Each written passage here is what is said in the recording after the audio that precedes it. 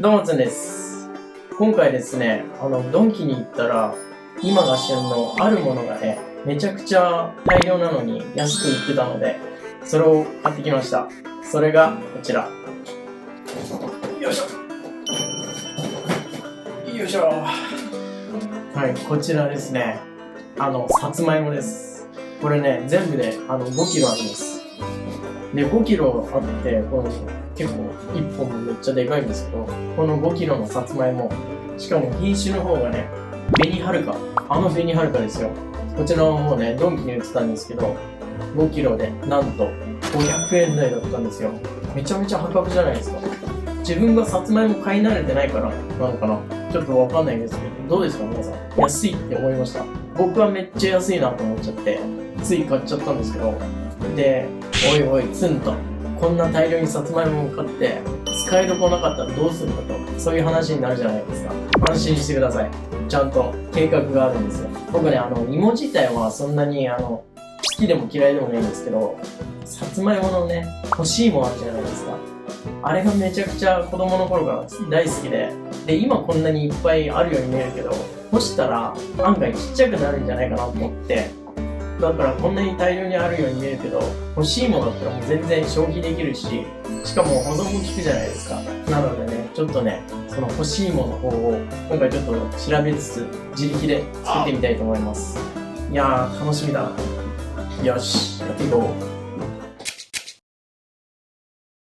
はい、そしたら早速、このさつまいもをね、欲しいものにすべく仕込んでいきたいんですけど、実は先ほどのオープニングの日から2、3週間ほど経過してまして、というのもこのさつまいもあるじゃないですか。これなんですけど、買ったのが11月上旬で、秋じゃないですか。で、この秋のさつまいもっていうのはもう本当に旬で、掘り出したばっかりのさつまいもらしいんですよ。で、掘り出したばっかりよりも多少熟成させた方が甘みが増すということで、ちょっとね、気を置いてました。本当はこの1個ずつ新聞紙にくるんで保存するとなおいいらしいんですけど、うち新聞は取ってないんで、この段ボールで蓋をして太陽が当たんない静かなところに置いておきました。ということでお待たせいたしました。干し芋作り始めていきます。そしたらまずは何をするかというと、このさつまいもをね、茹でていきます。で、こんな大量のさつまいも茹でる鍋なんかあるのかという話なんですけども、安心してください。僕にはこのはい。もうね、これ、見てください、これ。深さも十分。寸胴ですね。ちょっとね、いつか、豚骨からラーメンスープを作りたいと思って買ったものなんですけど、もうこのでかすぎる鍋だったら、余裕でこれ入るでしょ。でも先に水入れると溢れそうなんで、芋から入れていきましょう。このさつまいもを洗ってもいいんですけど、どうせ皮を剥くんで、洗わずに入れていきます。いや、入るかなこれ。おお、長いな。縦にしないと入らないっていう。こういうちっちゃいのは下で寝ててもらって。これもう水入る余裕ないんじゃない？これはあれだね。テトリスみたいに組み合わせていかないと。いいんじゃない？ちょっとこいつだけちょっと特にでかいな。すごい、ブンとしてるな。ちょっとこれ先に入れて。いや、難しい。よし。いいんじゃない？でもこれ全部埋まるぐらい水を入れなきゃいけないんで、でも沸騰するのを考えると、そうもいかないから。でも上の方は蒸れるかな？蓋をすれば。ちょっとこれで水を入れていきます。何せ干し芋作りは初めてなもんで。いや、どうだろうな。ちょっと一個だけはちょっと、せっかくだから焼き芋でいただこうかな。この子だけちょっと、別の料理にしていただきます。で、そしたら水を入れていきます。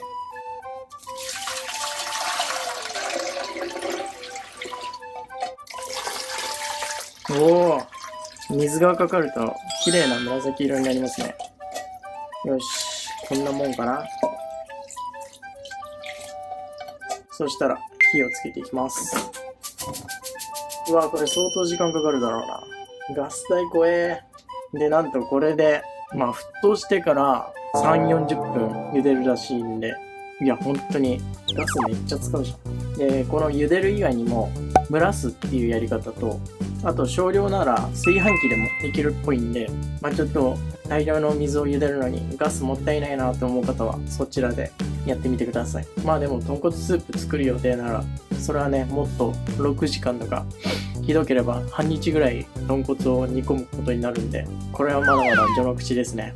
でも今水を入れたんですけど、お湯を沸騰させるにあたって水から火にかけるのと、あらかじめ水道からお湯を出した状態でそれを火にかけるのって、総合的に見たらどっちがお得なんですかね。要するに水道からお湯を出すのにもガスを使うじゃないですか。だからどっちにしろガス代はかかるんですけど、でもこうやって考えると、火をかけてる時って少なくともこの横から火が逃げるじゃないですか、熱が。だからその分を考えると、水道、給湯器でお湯を作ってから沸騰させた方が若干、もう本当に若干だろうけど節約になるのかな。でしかも給湯器でガスでお湯を沸かすより、あらかじめ電気ケトル、ティファールとかでお湯を沸かした状態でそれを鍋に入れた方がいいのかな。電気代の方が安いのかもしれない。うわぁ、ちょっと気になるけど実験するの結構むずそうだな。ほら、ガスってどんぐらい出てるかわかんないじゃないですか。正確な値はわかんないというか、それよか Google 先生に聞いた方が早いか。沸騰、水からお湯から。これは違うな。このさつまいももそうなんですけど、根物じゃないですか。根物っていうのは土の中にある野菜。レンコンとか、じゃがいもとか、人参とかそうなんですけど、こういう、いわゆる根菜ですね。根菜は水から茹でるのが基本らしいですね。でも聞いてるのはそういうことじゃなくて、ガスコンロでお湯を沸かすときはどちらが省エネになるでしょうか。本当にトップのこのスニペットなんですけど、水から沸かさず給湯器のお湯を使う方が省エネになります。そうだよね、やっぱり。熱逃げちゃうもんね。給湯器の方が熱効率がいいんだ。でもここに来るまで調べなかったっていう自分もあれなんですけど、一つ勉強になりました。でももうあったかい。そうだよな、このガスコンロってやっぱ空間が空いてるから。でも一般的な家庭料理だったらこんなに水を使うことがないんで、本当に誤差なんだろうけど。はい、あれからね、20分ほどかかってようやく沸騰してくれました。そしたらね、弱火にします。で、このままじっくり3、40分茹でていくんですけど、ちょっとね、この寸胴は高さがある分、熱効率が悪いかもしれない。田舎のお家でよく見る、金色の鍋。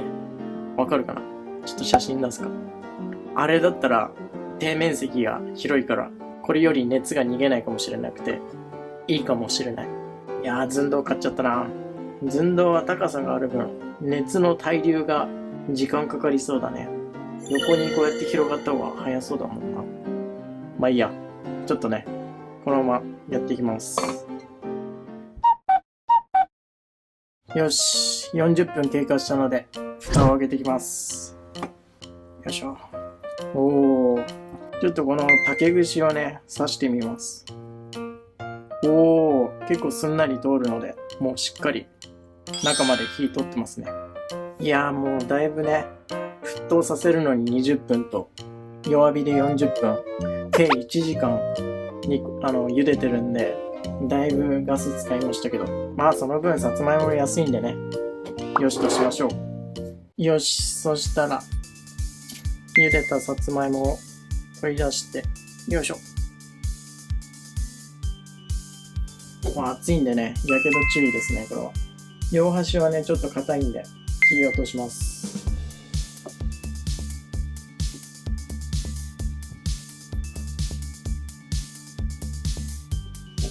熱っ。見てください、これ。綺麗な黄色。で、そしたら次は皮を剥いていきます。じっくり時間をかけてね、茹でたんで、きっと甘くなってるでしょう。で、これ、茹でてる時に言うべきだったんですけど、さつまいもが甘くなるメカニズムって、この芋ってでんぷんじゃないですか。このでんぷんと一緒にアミラーゼが含まれてるんですよ。唾液の中にあるやつと同じでんぷんを糖化させる糖に変えるアミラーゼが含まれてて、それが特定の温度になるとしっかり働いてでんぷんを糖化させるんですけど、それがあまりにも温度が高すぎるとアミラーゼが壊れちゃうらしいんですよ。なので70度から80度後半ぐらいを保ってじっくり加熱するとより甘く仕上がるらしいですね。それがでんぷんもアミラーゼも一番いい状態を保つ温度っぽいです。よし、ちょっと硬いところあるんでそこは切っちゃいます。よし、こんな感じかな。で、さらに甘皮っていうんですかね、皮の下にさらに皮があるんですけど、ここが一番うまいっぽいんですよね。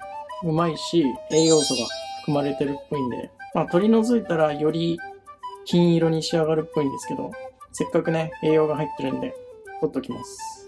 そしたらこれをひたすら繰り返していきます。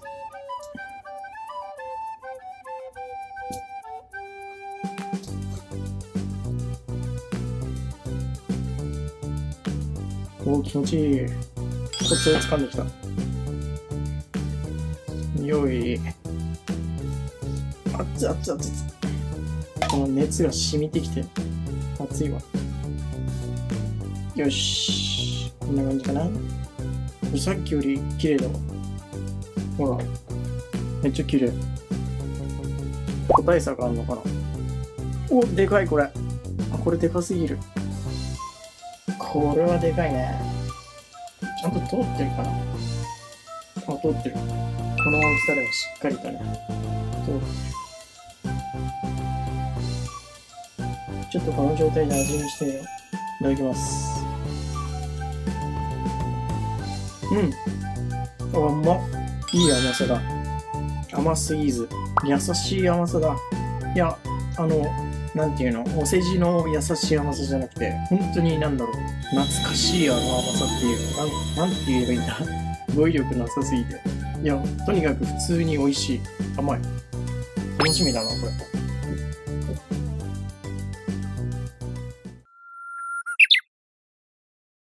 れ。よし、終わり。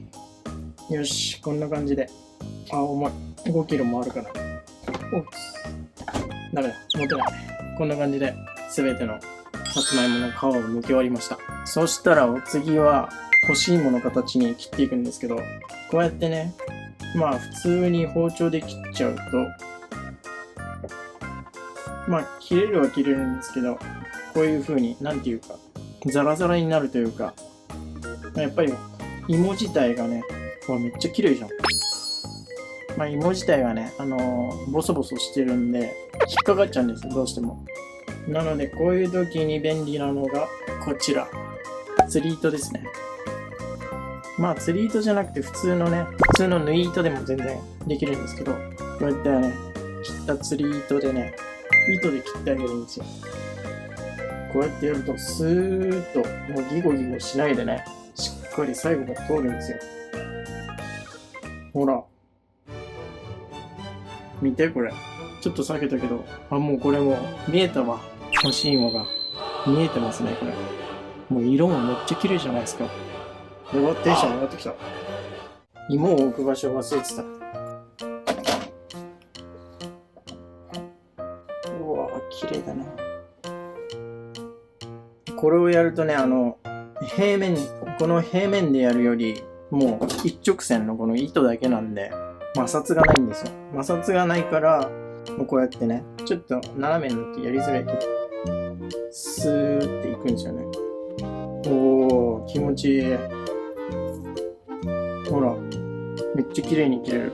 もうこういうね、芋とか、ボソボソしてるやつは、これをやると、もうめっちゃ簡単に切れます。ちょっと釣り糸だから透明だから見づらいと思う。ちょっと下げちゃったけど。いい厚さですね。ちょっと言い忘れたんですけど、このくらい、1センチぐらいの厚さにどんどんスライスしていきます。これが一番時間かかりそうだな。おー、綺麗な芋だな。でもちょっとやっぱ、個体差ありますね。こうやって見ると、こっちはすごい透き通った芋だけど、こっちはちょっとやっぱ、白いというか、熱は通ってるんですけどね。何か違うのかな。甘さが違うかもしれない。こっちよりこっちの方がやりやすい。おお、すごい簡単。これめっちゃ簡単これ。上から下っていうより、こうやってスライスする方がめっちゃ簡単だ。ほら。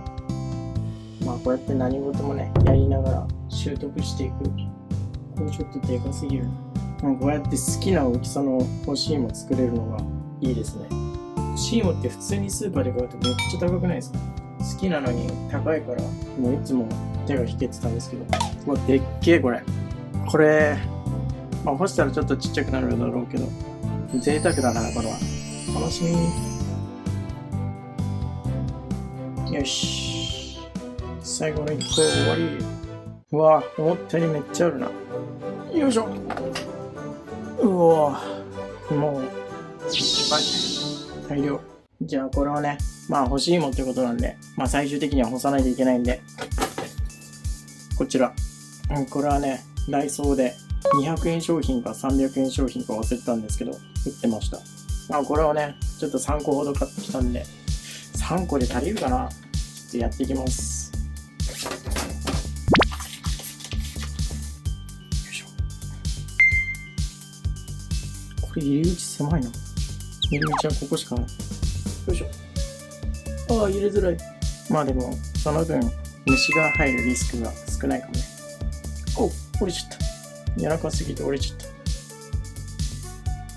た。まあしっかりね、重ならないように干していきたいんですけど、ちょっとね、芋が大きすぎて重なる重ならないの次元じゃなくなってるわ。まあ1個目はこんな感じでいいか。よし。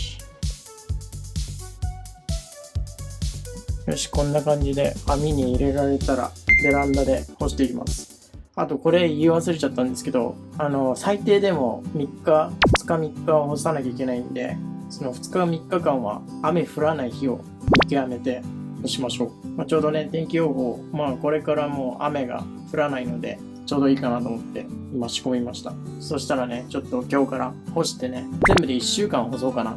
で、それぞれね、1週間経ったやつを食べるんじゃなくて、まあ1日目、2日目と全部ね、撮影してね、味見もしてお届けしたいと思います。そしたらね、前編はここまでで、欲しいもの完成楽しみだよって思ってくれた方は、高評価とチャンネル登録の方よろしくお願いします。それではまた次回の動画で